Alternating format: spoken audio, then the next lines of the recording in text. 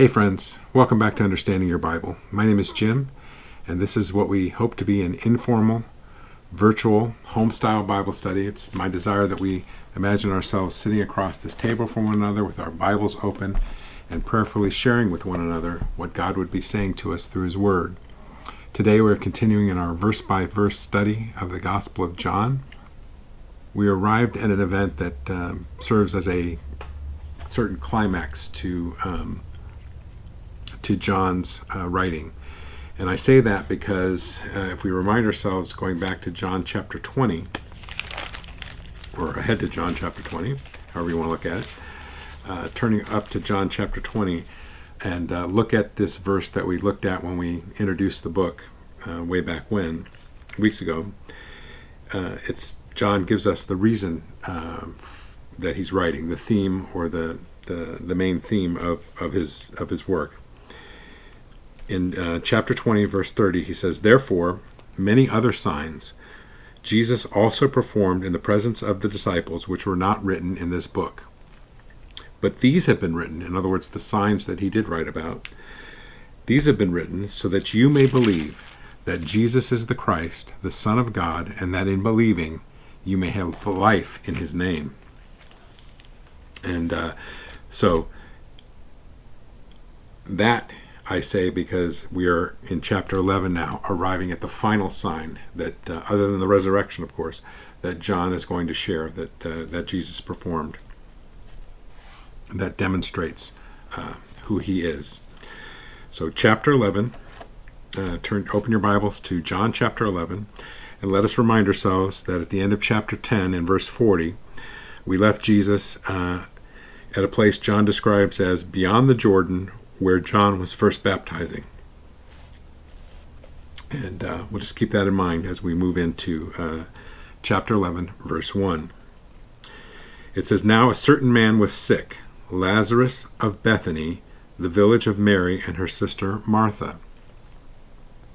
Now, Lazarus is a name that appears elsewhere in the Gospels, in a parable of Jesus, where he talks about Lazarus and the rich man, in the Gospel of Luke. But this man, his name may have been the inspiration for that name because he was a friend of Jesus, but this is not that man, and we should not link those two parables at all, because even though some have tried to do that, the linkage is sparse and very weak in my opinion. But so this man Lazarus of Bethany, which is also the village of Mary and her sister Martha. And then John says in verse 2, "It was Mary who anointed the Lord with ointment and wiped his feet with her hair, whose brother Lazarus was sick." So now we know that Lazarus is the brother of Mary and her sister Martha. And we also know that John has shared this story about anointed the Lord with ointment and wiped his feet with her hair, which John is sharing because even though he's going to share about it and talk about it in the next chapter in a little bit, he is sharing it here because it seems the church was very familiar with this story. And so they would have known, it's this Mary. Now we have lots of Marys. We have at least 3 or 4 that I can think of off the top of my head. I'm sure there's a couple more. But, Mary, the mother of Jesus, Mary Magdalene, this Mary, and Mary of Bethany, and Mary, the mother of Joseph. There are several Marys. So when he says this, everybody who reading this would have gone, that Mary. Okay. So Mary of Bethany, Mary, Martha, and Lazarus. Now just to establish the relationships, let's look at when we first hear about them. I think it's in first hear about him by name. We're going to go back to Luke and chapter 10 and verse 38, so we can just get another quick picture of this household. So turn back from John to Luke, and then go to chapter 10, and let's read from verse 38. Speaking now of Jesus and the disciples. Now, as they were traveling along, he entered a village, and a woman named Martha welcomed him into her home. So it's Martha's home. So she may be the the oldest sister, the oldest sibling. For whatever reason, it's her home, and she is welcoming him into her home, and his disciples, of course. She had a sister called Mary, who was seated at the Lord's feet listening to his word. Verse 40, but Martha was distracted with all her preparations, and she came up to him, to Jesus, and said, Lord, do you not care that my sister has left me to do all the serving alone? Then tell her to help me. But the Lord answered her and said to her, Martha, Martha, you are worried and bothered about so many things, but only one thing is necessary. For Mary has chosen the good part, which shall not be taken away from her. So that's the one picture that we get. So it's Martha's house. We have Martha, who is industrious and concerned about hospitality and serving her guests, and Mary is very worshipful and listening to every word that Jesus says. And we shouldn't. I don't think we should not judge either one of them for this scene, but just take information from it, especially as we're going to the things we're going to read about here in chapter 11. So that's the relationship. Now, we don't know any more than that. We don't know if the three siblings lived there. Say Lazarus was a younger man, or if they lived in separate homes and they all had families. We don't know. It doesn't say. I think we often assume that they were a family in this one home, that the three siblings in the one home. But again, it doesn't say. We don't know. So that's the picture. And then Bethany, just to mention Bethany real quick, is a town that is to the east of Jerusalem, beyond the Mount of Olives. So you have the city of Jerusalem, and I'll put a map up here. The city of Jerusalem, and then we talked about Solomon's portico on the east. So if you exited that area from Solomon's portico, you'd come then to eventually to the Mount of Olives there, and then over the Mount of Olives on the other side would be Bethany. Not more than half a day or less walk from Jerusalem, because Jesus we will see during Passion Week, he will retire to Bethany a couple of times. Okay, so it's Lazarus is sick, and so verse 3, the sisters send word to Jesus saying simply, Lord, behold, him whom you love is sick. So notice they don't say anything. They don't request anything. They don't ask Jesus to come. They're just giving him the information, and that to me speaks of their faith. All they had to do was just, we are letting you know. It's kind of a prayer sometimes that we can sometimes say to simply, Lord, I'm having a difficult time. That's a prayer. That's a prayer given in faith, that we are trusting our Heavenly Father to do what is necessary to help us get through, according as He sees fit, in His omniscience and in His loving kindness. So again, verse 3. So the sisters sent word to him, saying, Lord, behold, he whom you love is sick. Verse 4. But when Jesus heard this, he said, This sickness is not to end in death, but for the glory of God, so that the Son of God may be glorified by it. And that kind of echoes to what we heard back in chapter 9. At the beginning of chapter 9, if you flip back to chapter 9, and when we meet the man who was born blind, and his disciples ask him, Rabbi, who sinned, this man or his parents, that he would be born blind? And Jesus said, It's neither that this man sinned, in verse 3, nor his parents, but it was so that the works of God might be displayed in him. In other words, so that God may gain glory through his works. So it's the same thing here. This sickness is not to end in death, even though we're going to find out that when Jesus uttered these words, Lazarus very likely was already dead and in the tomb. And I'll explain in just a moment. Verse 5, and then John reemphasizes and lets us know, because this is not what we expect Jesus to do. He's just reminding us. Verse 5, now, Jesus loved Martha and her sister and Lazarus. So he was not doing this because he was mean. He loved them. And so he knew what he was doing. And he was doing it out of love. So when he heard that he was sick, verse 6, he then stayed 2 days longer in the place where he was. So let's put the map back up and identify where we think Jesus was, approximately. But that place was about a day's journey from where Jesus was. So let's imagine, if we can, Mary and Martha decide to send, as Lazarus is sick, decide to send messengers to Jesus to let him know. Send their message to him. Lord, him who you love is sick. It's going to take them a day to do that. Then Jesus waits 2 more days. And we're going to find out when he actually gets to Bethany that Lazarus has been in the tomb for 4 days. So that tells me that if it took the messengers a day, he waited 2 days, and then it takes him a day to go there, that's 4 days. So Lazarus must have died right after the messengers left. And of course, in that day, they didn't wait around. There was no embalming. The dearly departed was immediately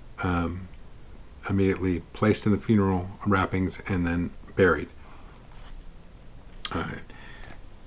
There was no time taken. And then there was a period of mourning afterwards, as we will see. So, when he says this, when he heard he was sick, he stayed 2 days longer in the place where he was. Lazarus was already dead and probably in the tomb. And Jesus, of course, supernaturally knew this. Then after the 2 days, he stayed 2 days, he said to the disciples, let us go to Judea again. Now this is the reaction we get here. The disciples say, verse 8, he says, Rabbi, they say to him, Rabbi, the Jews were just now seeking to stone you, and you're going to go there again? So we've had, as we've read through John, that there have been rumors that they were going to kill him. They tried to stone him. They tried to seize him. The threat was real, and the disciples were not only fearful for him, but probably fearful for themselves. But Jesus responds in a way that takes a little bit of thinking, but it's clear when you understand what he's saying. In verse 9, he says, are there not 12 hours in the day? If anyone walks in the day, he does not stumble, because he sees the light of this world. But if anyone walks in the night, he stumbles, because the light is not in him. What's he saying here? He's simply saying that I have my time. Now is my day. This is the day that I'm walking, and I'm going to continue until my night comes. And while my day is here, no one can touch me, because I am on the Father's timeline. I and the Father have set this timeline. We are on that timeline, and nothing's going to happen to me until that timeline is complete. And it's the same with them. As long as they're on his timeline, nothing's going to happen to them as well. So, verse 11. This he said, and after that he said to them, our friend Lazarus has fallen asleep, but I go so that I may awaken him out of sleep. So Jesus is saying, first of all, this is a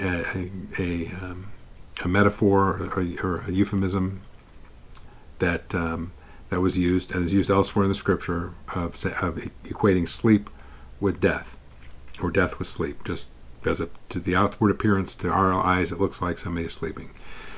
But even more so to Jesus, who was about to call, spoiler alert, call Lazarus out of the grave. To him, it really is sleep. To him, everyone in the grave is sleeping, because one day, as we read earlier, the Son of Man everyone in the graves will hear the voice of the Son of Man and come forth. So, but the disciples, of course, choose now to again misunderstand him, and which is the pattern in John. We had Nicodemus misunderstand about, and get stuck on literal birth versus spiritual birth. The woman at the well got stuck on literal water versus spiritual water. And then when Jesus was talking about being the bread of life and offering his flesh to eat, the Jews listening to him got stuck on him talking about his literal flesh rather than his body, which would be sacrificed at the cross. And so yet again, he's misunderstood. And you can just imagine him shaking his head sometimes. But so they say, verse 12, the disciples then said to him, Lord, if he's fallen asleep, he will recover. Verse 13, John, of course, explains, now Jesus had spoken of his death, but they thought that he was speaking of literal sleep. So Jesus then, verse 14, says to them plainly, Lazarus is dead. And I'm glad, verse 15, that for your sakes that I was not there, so that you may believe, but let's go to him. Verse 16, interesting little side note here. It says, therefore Thomas, who is called Didymus, which means twin, said to his fellow disciples, let us go also, so that we may die with him. And it is said that there is one tradition that said that Thomas, amongst all the disciples, was the one who looked the most like Jesus. And so if that's the case, then you can imagine that if people were seeking to kill Jesus, then Thomas might have a fear that he might have been mistaken for him. So it's an interesting thought, but we can't get that from the text, but it's interesting consideration. Verse 17 now. So when Jesus came, as we already mentioned, he found that he had already been in the tomb 4 days. So again, messengers to Jesus took a day. Jesus waited 2 days, and then he makes the day's journey to Bethany, 4 days. So Lazarus must have been dead when he said to him that this sickness does not end in death. And Jesus knew it. He had already been in the tomb 4 days. Verse 18, now Bethany was near Jerusalem, as we've already mentioned, about 2 miles off. And many of the Jews had come to Martha and Mary to console them concerning their brother. And this is something that was common, that when somebody was mourning the dead, not only did you mourn personally, but you also mourn publicly. And in fact, you would engage public mourners, professional mourners, to come and to weep and wail with you. It was just their custom. And so not only would we have friends and family who were distraught and mourning, but also these professional ones as well. So again, many of the Jews had come to Martha and Mary to console them concerning their brother. Verse 20, Martha, therefore, when she heard that Jesus was coming, went out to meet him, but Mary stayed in the house. So she may have heard this and not even spoken to her sister, but just went out of the house without being detected and went to see Jesus. And so she sees him before he even gets into the town. And Martha then said, verse 21 to Jesus, she says, Lord, if you had been here, my brother would not have died. Now,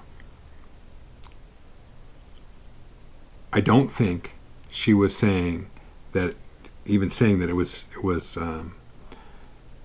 his fault, or saying this accusingly, but just saying it out of her grief, because again, she would have known that how quickly he died after the message was sent, that it could not have reached him in time. But she does know that had been circumstances been different, had he been visiting when he was sick, he would not have died. I think that's what we're saying here.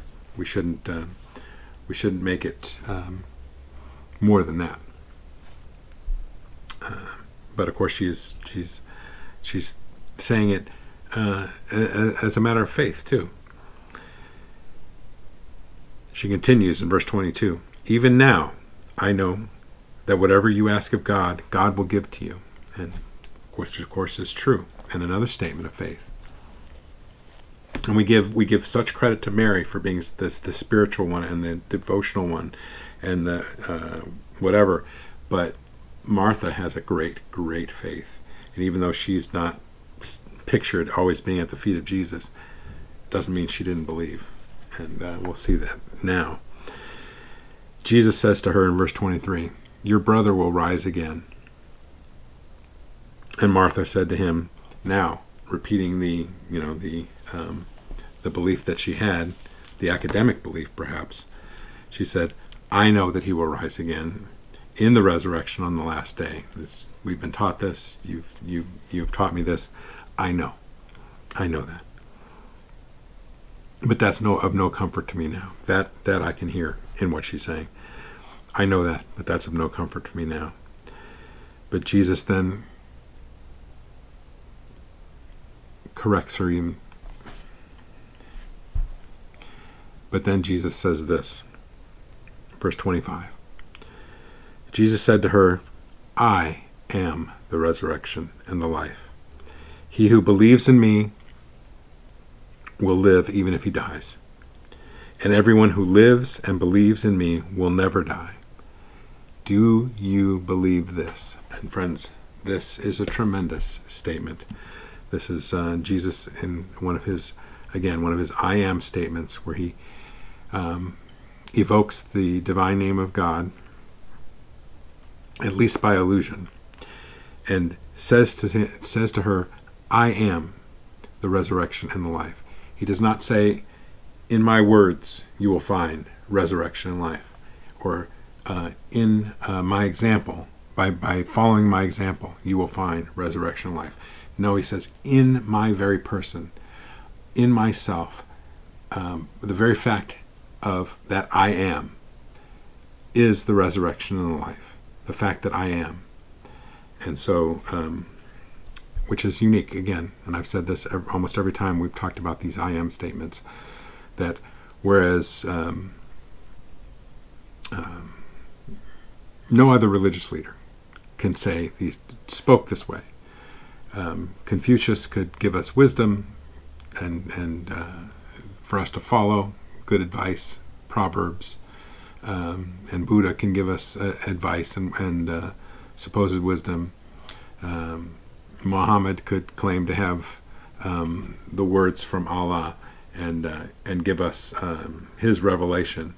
But only Jesus could say that in my very self, I am the resurrection and life. I am the bread of life. I am, and so on and so forth. Before Abraham was, I am. It's unique. I am the resurrection and life. He who believes in me will live even if he dies, and everyone who lives and believes in me will never die. Do you believe this? And this is a question that we must ask ourselves. Do we believe this? And would we give an answer that, like the one that Martha is about to give, in her grief and standing before her Lord? She says this in probably one of the greatest confessions, right alongside, in my mind, Peter's good confession in Matthew. She says to him in verse 27, "Yes, Lord, I have believed that you are the Christ, the Son of God, even he who comes into the world." So I have believed that you are the Christ, the Messiah, the long-promised one that we have been waiting for, the consolation of Israel, who is the Son of God, who has come into the world. So this is Martha's good confession, and one that we should all make from the heart. If we've made this confession from the heart, then we can trust that like he said, that we will live even if we die, and if we live and believe in him, we will never die. We can trust that 100%. Verse 28, When she had said this, she went away and called Mary her sister, saying secretly, "The teacher is here and is calling for you." And when Mary heard it, she got up quickly and was coming to him. Now Jesus had not yet come into the village, but was still in the place where Martha had met him. Then the Jews who were with her at her house, Mary now, consoling her, when they saw Mary got up quickly and went out, and they followed her, supposing that she was going to go to the tomb and mourn. So we have our mourning party here, and now we're going to go to the tomb and weep there. Verse 32. Therefore, when Mary came to where Jesus was, she saw him and fell at his feet, saying to him, "Lord, if you had been here, my brother would not have died." Now, where have we heard that before? Oh, wait a minute. Martha said it in verse 21, "Lord, if you had been here, my brother would not have died." And when Mary says it, she says it falling at his feet. "Lord, if you had been here, my brother would not have died." The exact same words. But what's Jesus' reaction? Rather than speak to her, what's it say? Verse 33, when Jesus therefore saw her weeping, and the Jews that came with her also weeping, he was deeply moved in spirit and was troubled. And friends, I love this translation, the New American Standard Bible, but there are very few translations that even approach to what is being said here. The word in the Greek is almost like it's saying that he snorted like an angry horse. He groaned in his spirit. And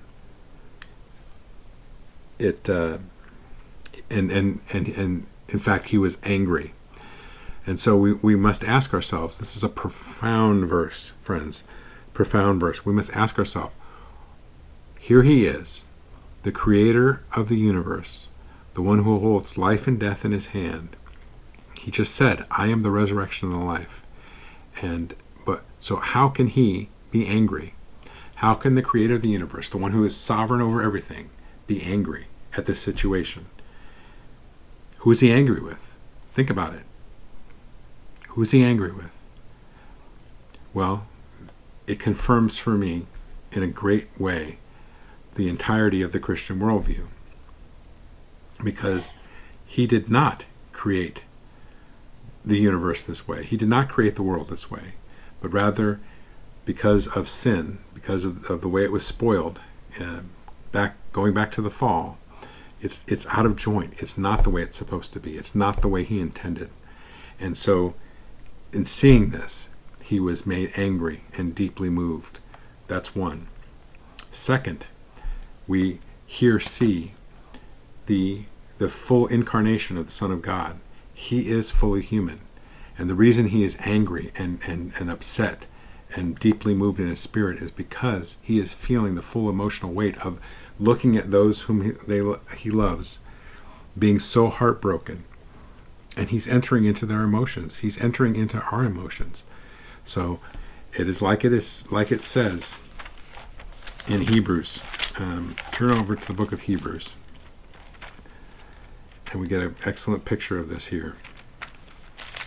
Speaking of Jesus as our high priest. Hebrews chapter 4. Hebrews chapter 4. Hebrews is past the letters of Paul. In fact, I would say it's the last of Paul's epistles. It's not a popular view, but that's my view.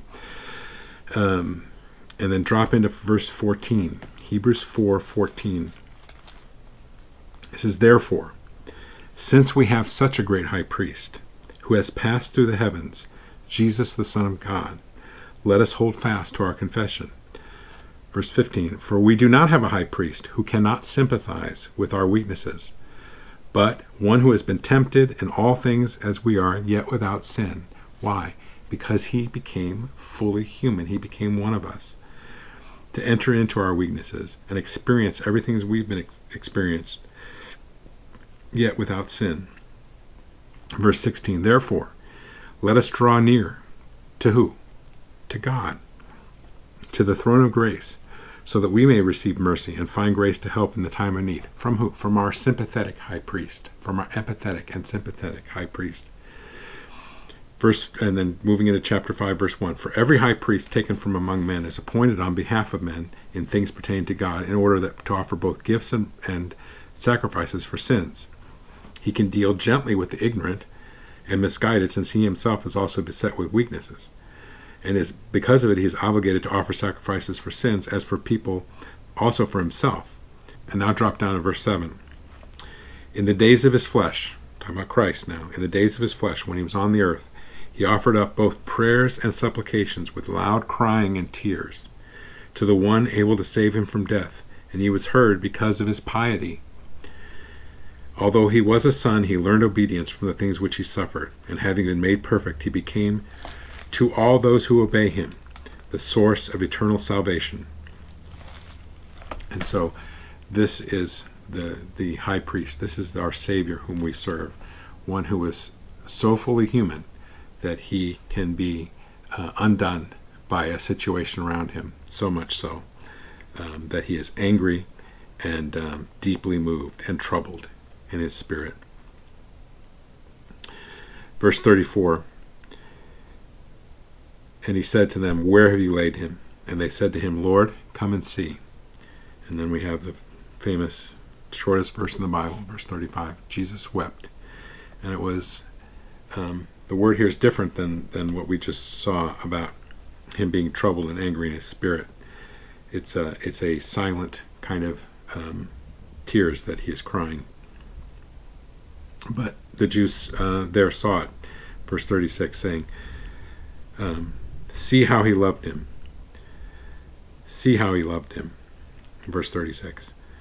But some of them said, could not this man, who opened the eyes of the blind man, have kept this man also from dying? Again, verse 38, Jesus, again being deeply moved within, came to the tomb. Now it was a cave, and a stone was lying against it. And this is the kind of tomb that Jesus will occupy for a short time also, in a matter of a couple of weeks. And so it's a cave with that probably shelves have been cut into, and then when somebody dies, they're wrapped in their funeral wrappings, and then placed on this shelf. And then what would happen, because the Jews believed in the resurrection, is that a year from now, once the body had completely decomposed, the bones would be collected and washed, and then put in what's called an ossuary, or a bone box. And that's what would have happened to Lazarus, except what's about to come. So and then after that they put the stone on. They put the stone across it so that it could not be disturbed. And Jesus said, remove the stone. Now, immediately we might think, well, why? Jesus had the power. We know what he's about to do. He had the power to raise Lazarus from the dead. He had the power. He could have healed him from a distance. Why did he not just supernaturally throw the stone down, have it move of its own accord? Well, I like what one commentator said. He said, Jesus was not going to do anything that they also had the power to do. He was only going to do what only he had the power to do. So anything that they could do, he was going to let them do, or make them do. But Martha then says, the sister of the deceased said to him, Lord, by this time there will be a stench, for he has been dead 4 days. And everybody that I've read draws attention to what the King James says is, Lord, by this time he stinketh. But it says there will be a stench, for he has been dead 4 days. And I don't know if you've ever run across a dead animal, or had the misfortune to be exposed to a body that's been dead for several days, but thankfully I've not. But and it's I got a storm coming in, so I apologize if you can hear that. But if you've ever experienced that stench of decaying flesh, it is not pleasant. And in this environment, this desert environment, there was no embalming. The corpses, again, as I said, would be buried right away, put in their funeral wrappings. They may have been had some incense or something put on it, but that was just a mask. It would not have stopped it by any means. And so Martha knew that opening that tomb would not be a pleasant experience. And she said to him, so she said to him, Lord, by this time there will be a stench, for he's been dead 4 days. And the 4 days, some commentaries mention that there was a tradition. I'm not sure how much of this is true, but there was a tradition amongst the Jews that a spirit would hang around a body for 3 days, just in case there was an opportunity to go back in it. I'm not sure if that's true or not. I didn't look it up, but the point is that after 4 days, he was dead. 4 days in the tomb, he was dead. No question about it. It's verse 40, and says to her, did I not say to you that if you believe, you will see the glory of God? So, with his persistence, they removed the stone. At his insistence, they removed the stone. Then Jesus raised his eyes and said, Father, I thank you that you have heard me. Now, why is he doing this out loud? Well, for their sake. He wants them to know who it is he's talking to, and who it is whose power is doing what. He didn't want to be accused of sorcery or anything like that, so he's talking to God out loud and letting them know that who his Father is, that he's in communication with his Father. Verse 42, I knew that you always hear me, but because of the people standing around, I said it, so that they may believe that you sent me. And when he had said these things, verse 43, he cried out with a loud voice, Lazarus, come forth. And of course, that's what he's going to do to all of us one day. You know, we have to go back to, I think it's chapter 5, and just say it again. I've already alluded to it, but I just want to read it. Chapter 5, verse 25.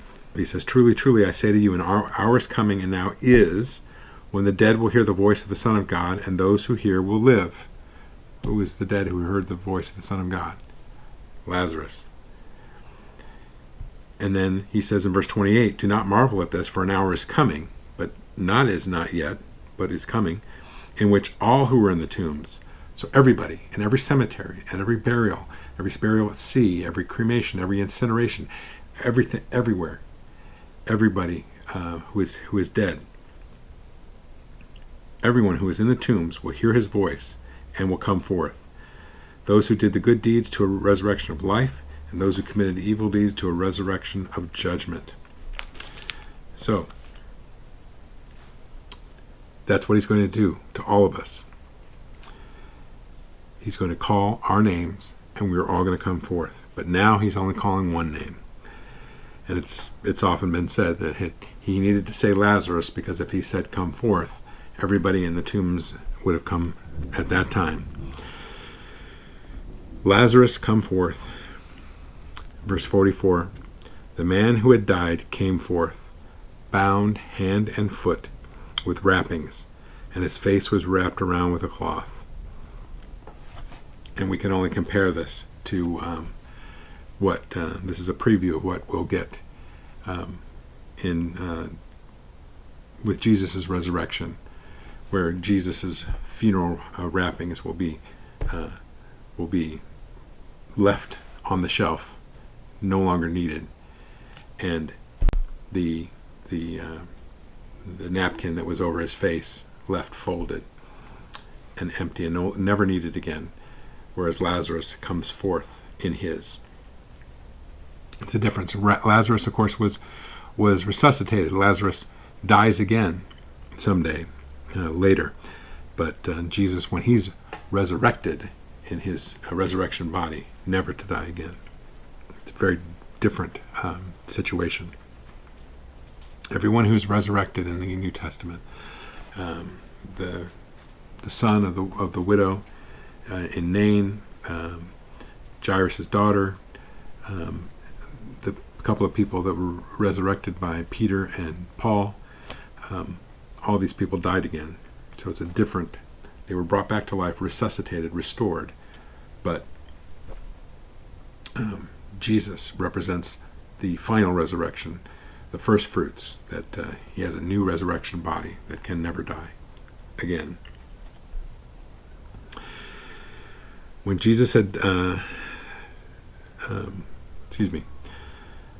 so Jesus says at the end of verse 44, Jesus said to them, "Unbind him and let him go."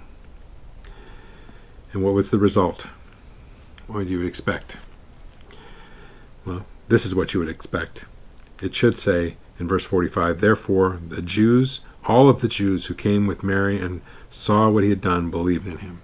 But unfortunately it does not say that. It says in verse 45, "Therefore many of the Jews who came to Mary and saw what he had done, believed in him." But, verse 46, some of them, again, incontrovertible evidence, some of them went to the Pharisees and told them the things which Jesus had done. So, incontrovertible evidence. A man 4 days dead in the tomb, raised from the dead.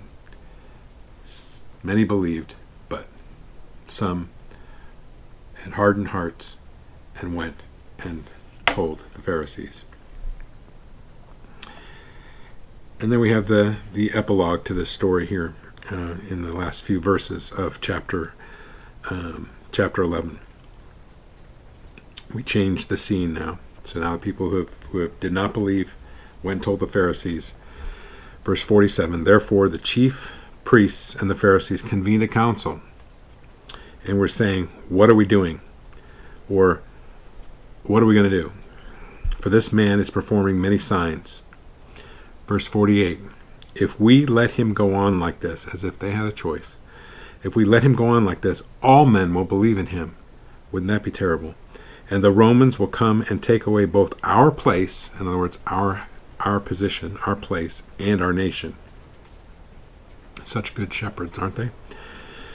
But one of them, Caiaphas, who was high priest that year, said to them, "You know nothing at all, nor do you take into account that it is expedient or better for you that one man die for the people, and that the whole nation not perish."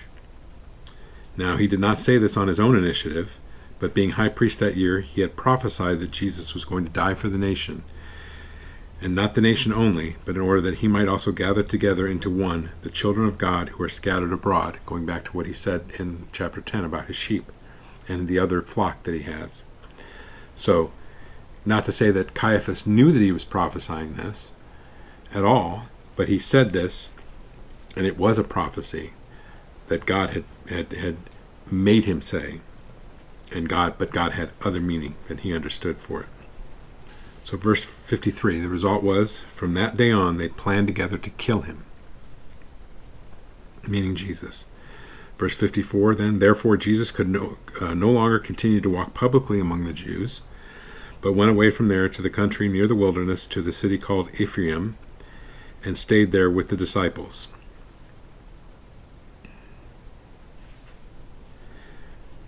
Verse 55, "Now the Passover of the Jews was near, and many went up to Jerusalem out of the country before the Passover to purify themselves. And they were seeking for Jesus, and were saying to one another as they stood in the temple, 'What do you think? That he will not come to the feast at all?' Now the chief priests and the Pharisees," verse 57, "had given orders that anyone who knew where he was to report it, so that they might seize him." So this, friends, is the Passover that at which Jesus will die, that he will be crucified. And so here we are. John is 22 chapters. Not that the chapters are all of equal length, but basically we're come to the midpoint of John, and the rest of John, chapters 12 through 21, will cover basically the last week of Jesus' life. So this first part has covered all this time, these incidents, these signs that he's written about over the 3 years of his ministry. And now these last chapters will cover the Passion Week, his death and his resurrection. So, all right. Well, hopefully you found that helpful and encouraging. And I hope, friends, each person watching this can hear the voice of the Son of God say those words that he said to Martha, saying, "I am the resurrection and the life. He who believes in me will live even if he dies, and everyone who lives and believes in me will never die. Do you believe this?" And I want you, friends, to hear Jesus say those words to you. Do you believe this? And then in your heart, be convinced in your heart and give the answer that Martha gives, saying, "Yes, Lord, I have believed that you are the Christ, the Son of God, even he who comes into the world. And I believe that you died for me and that you were raised again on the third day. And that by believing in you, I have life in your name." So, friends, love to hear your thoughts on this chapter. Let me know in the comments. Love hearing from you in the comments. If you appreciate this kind of content on YouTube, I'd appreciate it if you'd click that like button, subscribe to the channel, and tune in next time as we move on to chapter 12. And so we'll see you then on Understanding Your Bible. Thanks, friends.